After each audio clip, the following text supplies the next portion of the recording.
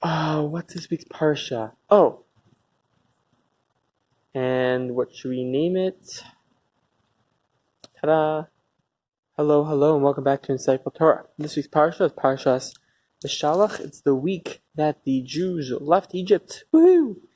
And they had the splitting of the Red Sea. Now, in that same aliyah, the same portion of the Torah talks about this the splitting of the Red Sea. Talks about Bitikach Miriam Anavia Achas Aaron, that Miriam took the tambourines and she sang and helped sing and simcha and happiness with the other ladies there. But it says Miriam Navia Achas Aaron, Miriam the prophetess, sister of Aaron. Two explanations are given for this in Rashi. One being that she had a prophecy that Moses would be born, and Aaron and Amram, her brother and father respectively, didn't have that prophecy. And the second explanation is that Aaron, in the case when Miriam had the tzaras, had the leprosy, he gave his soul over for her. So these two explanations have seemingly, one is more advantageous for the woman, for Miriam, and the second is more disadvantaged because she needed Aaron. But that's the lesson that's the idea. The idea is that on one hand, the woman, in the case of, let's say, context of marriage, that's the way it's explained, is she has this amazing power that the men of their house, her husband does not have. She has the idea of prophecy, the husband doesn't have that idea, and that's also representative of just her having more spiritual powers than the husband. That's why she's really given the responsibility of making sure the kids are educated in the proper Torah way, and make sure the house is all according to kosher laws, etc. So she's really given, because she has such a much more higher spiritual level than the men of the house. That's why she's called, in the case of Miriam's case, she was called Neviah, she was called Prophetess, and Aaron and Amram weren't given this prophecy. On the second hand, being that in the case of Miriam, Aaron helped her by giving up his soul because of her, that's the idea that the woman has to be able to understand that even though she has more spiritual powers, it's okay to use the help of the husband in doing her doing what she's doing by making sure the future is sustained in the case of children, and making sure the house is kosher and spiritual on levels. Kosher has a lot of advantages in the soul and keeping the soul healthy and the soul happy, etc. And that's really the point of this world. So really the woman is the main focus of the family, and it's the husband's job to make sure that she has what she needs. But the woman has to understand that it's okay to take help from the husband, even though she has all these powers on her own. It's okay to use the resources from, and that's how it's really a balance in a marriage between the husband and wife, because the wife has she's in charge of the spirituality of the home and making sure everything is going according to plan, and the husband is the one who has to give her all the resources that she needs in order to get that accomplished. And that's the lesson from that. And the idea is simply, if someone wants to help someone else, it's okay to say thank you and accept her help. And that's the case of the wife.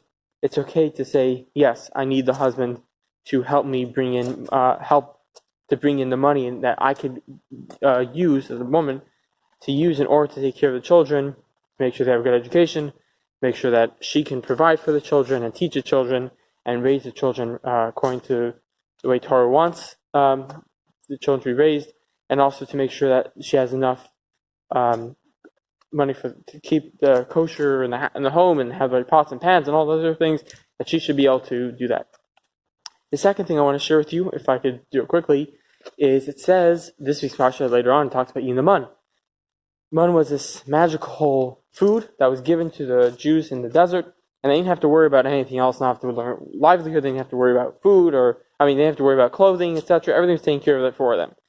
But it says about the mun came from the heavens, and they were all taken care of. And in one of the Mefarshim, it says that the Torah is given to those who eat from the mun, meaning those people who eat from the mun, which are the people who don't have to worry about livelihood. That to them Torah is given. Now, seemingly the question is, well, what about those who have to work? Are they not included? Is Torah not given to them?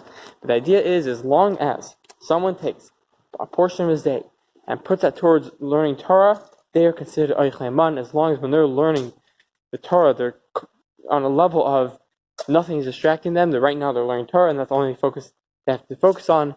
They are also included in Eich Haman. And the lesson is that even though we might be busy a 3-hour day trying to make a livelihood, trying to do work, etc., we have to at least put some time during the day, to learn a little bit of Torah. And that's why in the Lubavitcher Rebbe and the Lubavitcher Rebbe's, they instituted this idea of learning Chitas, which is Chumash, which is the daily portion of Chumash. Chumash portion of the week is split into 7. One day a week, you could do a portion of the Chumash. Tanya, which is the Sefer written by the Alter Rebbe, talks about all the spirituality of our soul, and there are 2 souls, and the part of life, and what God is or God isn't, and Tehillim, portion of the Psalms per day, and the Rebbe also made a campaign to learn Rambam, the Maimonides, who takes care of learning or teaching all Torah, even those that are in a halacha type way, in a law type of way, and he covers every single part of Torah in a very logical and categorical way. And there's 3 different levels for that. There's doing 3 prakim, 3 chapters of Rambam per day, in which you'll finish in under a year. To those who have less time than that, to do 1 parak a day, and if you have even less time than that, to do the Sefer Mitzvah. It's another Sefer written by the Maimonides, which goes through all the different mitzvahs of the Torah. And by taking a few minutes of a day to learn some of these things, that will include us in being Eich Haman, and that is what I guess that's the pasuk lesson. Learn from this pasuk, this mechilta, or whatever, that we have to at least set aside some time to learn Torah. All right, see you later. Thank you for watching. See you next week for the next Parsha, in the next video. I don't know, you're watching this. Maybe you can watch it today. Maybe by the time you're watching this, the next video is out. So then you get 2 for 1. And if you didn't watch the last few videos, you can watch those. And if you wait, a whole bunch of good stuff. Enjoy. See you later.